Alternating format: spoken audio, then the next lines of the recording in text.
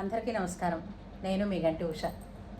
నా మిత్రులకి, శ్రేయోభిలాషులకి, సబ్స్క్రైబర్స్కి మంచి మంచి కామెంట్స్ తోటి నా వీడియోస్ని ప్రోత్సహిస్తున్నటువంటి అభిమానులందరికీ కూడా కృతజ్ఞతలు, శుభాభినందనలు.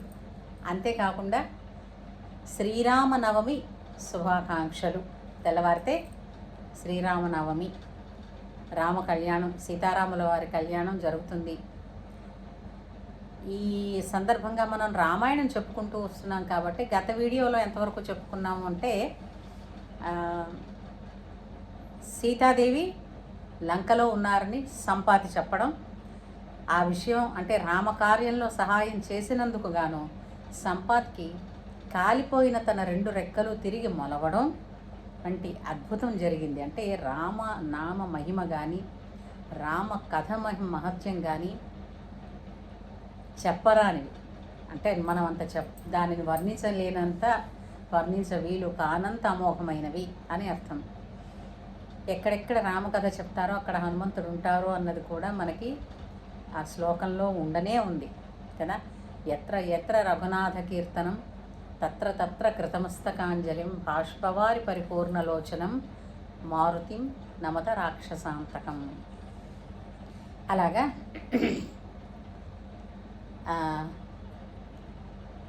జాంబవంతుడు మిగిలిన వానరులందరూ, అంగదుడు వంటి వారితో సైతం దూరంగా సముద్రం వైపు చూస్తూ మార్గం ఏమిటి, ఎలా వెళ్ళాలి, ఏమిటి సంగతి అని అలా దిగాలుగా కూర్చున్నటువంటి హనుమ దగ్గరికి వెళ్ళి అక్కడ జాంబవంతుడు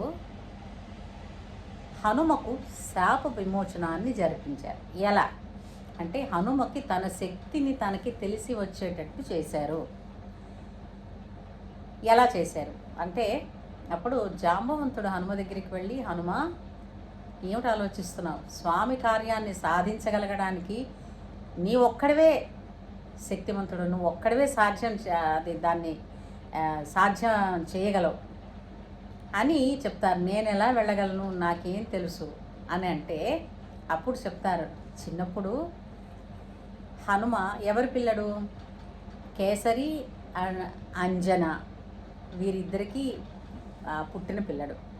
వాయుదేవుని సహకారంతో, అనుగ్రహంతో అంజనాదేవి హనుమను కన్నారు. ఈ హనుమ అన్న నామం ఎందుకు వచ్చింది అని అంటే పుట్టగానే ఈ బాలుడు ఆకాశం వైపు చూశాడట. ఉదయిస్తున్న భానుడు కనిపించాడు.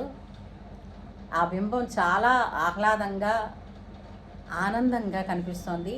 పసిపిల్లలకి ఏదైనా కొంచెం చూడండి, గాఢమైన రంగులు చూపిస్తే ఆకర్షించబడి వస్తూ ఉంటారు. అలాగా అదేదో తినే ఫలం అనుకుని ఎగిరాడు. ఎగిరి పుట్టిన పిల్లడు ఆకాశంలోకి దూసుకుపోతుంటే సూర్యుడు అనుకున్నాడట, రాహువు కాదు, కేతువు కాదు, అంటే గ్రహణాలు వస్తూ ఉంటాయి కదా, ఇవేవి కాదు, ఈ కొత్త జీవేమిటి నన్ను మింగడానికి వస్తోందా అని అనుకుని ఇంద్రుడితో చెప్పుకున్నట్ట. ఇంద్రుడు వెంటనే తన వజ్రాయుధంతో దెబ్బ వేశాడు, వజ్రాయుధంతో కొట్టాడు. కొట్టగానే ఆ పిల్లవాడికి మూర్ఛ వచ్చి కింద పడిపోయాడు. పడిపోతే వాయువుకి కోపం వచ్చి ఈ పిల్లవాడిని తీసుకుని ఒక గుహలోకి వెళ్ళి గాలిని బంధింపచేసేసి కూర్చున్నాడు. కూర్చుంటే వాయువు స్తంభించిపోతే ఎలా? జీవమే ఆగిపోతుందే. అప్పుడు బ్రహ్మదేవుడితో సైతం 3,000,000 దేవతలు వచ్చి ఆ వాయువు దగ్గరికి వెళ్ళి ఆ పిల్లవాడికి అనేక వరములు ఇచ్చి చిరంజీవి అవుతాడని చెప్పి, వజ్రాయుధంతో పాటు బ్రహ్మాస్త్రం కూడా తననేమీ చెయ్యలేదు, నాయన ఇంక నీవు వాయువుని విడిచిపెట్టు, లేకపోతే వాయు సంచారం జరగకపోతే ఎవరికి కూడా జీవకార్యం అన్నది ముందుకు వెళ్ళదు అని వాయుదేవుణ్ణి సంతృప్తిపరిచి ఈ పిల్లవాడికి అనేకమైనటువంటి వరములిచ్చి అనేక శక్తులు కూడా. అంతే కదండి, ఇప్పుడు ఇంతమంది దేవతానుగ్రహం ఉందంటే ఆ పిల్లవాడు మహాశక్తివంతుడు అని చెప్పారు. ఆ పిల్లవాడు నిద్రలేచాడు. ఇంద్రుని వజ్రపు దెబ్బని కూడా తిన్నాడు కాబట్టి అది హనువు అంటారట, అది హనుమ అని అన్నారు. అతని పేరు అక్కడి నుంచి వచ్చింది. అయితే ఈ హనుమ చిన్నప్పుడు కదా, తను ఎన్నో పిల్ల చేష్టలు చేస్తూ ఉండేవాడు. ఏమిటని, ఆరవేసిన ఋషులు మునులు ఆరవేసుకున్న బట్టలు ఏమన్నా ఉంటే అవి తీసి అటు ఇటు చింపి పారేయడం, ఏమిటది తపస్సుకి కూర్చున్న చోట అల్లరి చేయడం, ఇలాంటి పనులన్నీ చేస్తూ ఉంటే పసిపిల్లవాడు వీడిని అనలేము, వీడి మీద ఏ ఆయుధము పని చెయ్యదు అని, ఏం చేయడం ఈ పిల్లడు అల్లరిని భరించలేకపోతున్నాం అని అనుకున్న వాళ్ళు ఏం చేశారు, ఇప్పుడు ఈ వయసులో ఈ పిల్లవాడికి ఇంత శక్తి అవసరం లేదు కాబట్టి తనకి ఈ శక్తి ఉపయోగించాల్సిన అవసరం వచ్చినప్పుడు తప్ప ఈ శక్తి గురించి తనకి తెలియకుండుగాక అని వాళ్ళు అన్నారట. అప్పటి నుంచి ఏమైంది, తను మామూలుగానే అందరి పిల్లవాళ్ళు లాగానే ఉండడం మొదలుపెట్టారు.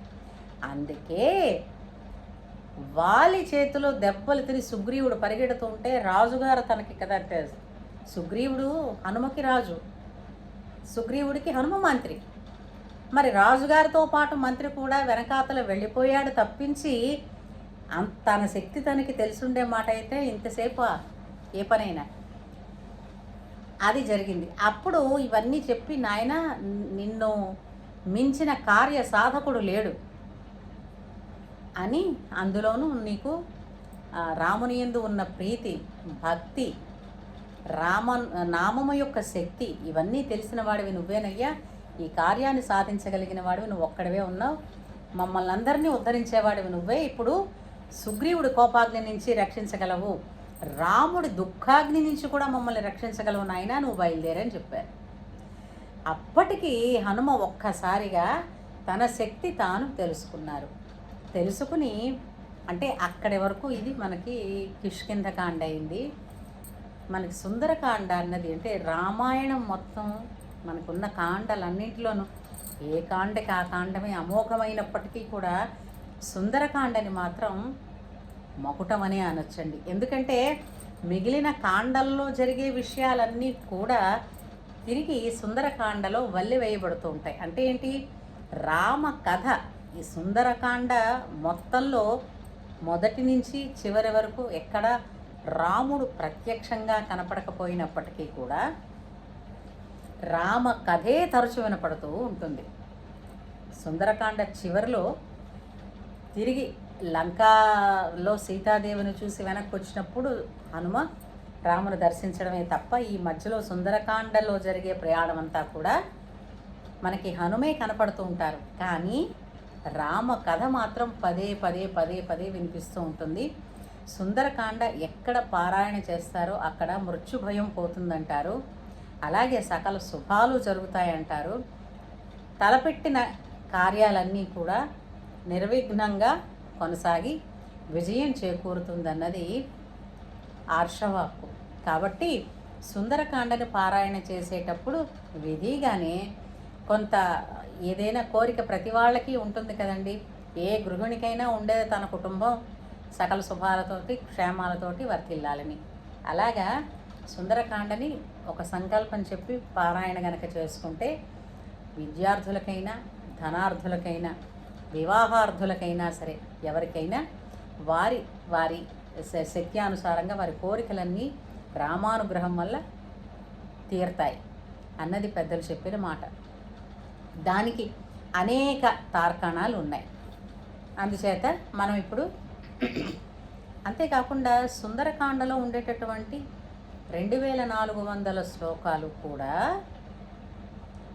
గాయత్రి మంత్రంతో అంటే సంపుటీకరించినట్టు అని కూడా చెప్తూ ఉంటారు. ఎందుకంటే తతో అన్నతో మొదలు పడుతుంది, మళ్ళీ అలాగే తతో అన్న శబ్దంతోనే సుందరకాండ పూర్తి అవుతుంది. ఇదిగో సుందరకాండ. అయితే సుందరకాండను ప్రారంభించుకునే ముందు హనుమంతుడు ఎలా సిద్ధపడ్డారు, ఈ సముద్రంపై లంఘించి లంక చేరడానికి, లంక చేరిన తర్వాత సీతాన్వేషణ కొనసాగించడానికి కూడా హనుమ సిద్ధపడుతున్నారు అన్న సంగతితో ప్రారంభమవుతుంది. ఆ మొట్టమొదటి శ్లోకం అన్నది ఎన్నిసార్లు విన్నా, ఎన్నిసార్లు పారాయణ చేసినా అసలు ఏ కార్యానికైనా బయటికి వెళ్ళేటప్పుడు కానీ, కార్యం తలపెట్టేటప్పుడు కానీ ఈ శ్లోకాన్ని గనక ఒక్కసారి మననం చేసుకుంటే ఆ కార్యంలో విజయం తప్పక వరిస్తుంది అన్నది చెప్తారు, రామానుగ్రహంగా చెప్తూ ఉంటారు. ఆ శ్లోకం ఏంటంటే, తతో రావణనీతాయా సీతాయా శత్రుకర్షణ ఏష పదమన్వేష్టం చారణా చరితేపతి అని. అంటే అతను హనుమ ఏమంటున్నారంటే సిద్ధపడ్డారు. ఎలాగా? చారణులు వెళ్ళే మార్గంలో. చారణులు అనేవారు ఏంటంటే భూమికి దగ్గరగా సంచరిస్తూ శుభవార్తలను ప్రకటిస్తూ వెళ్ళేవాళ్ళు.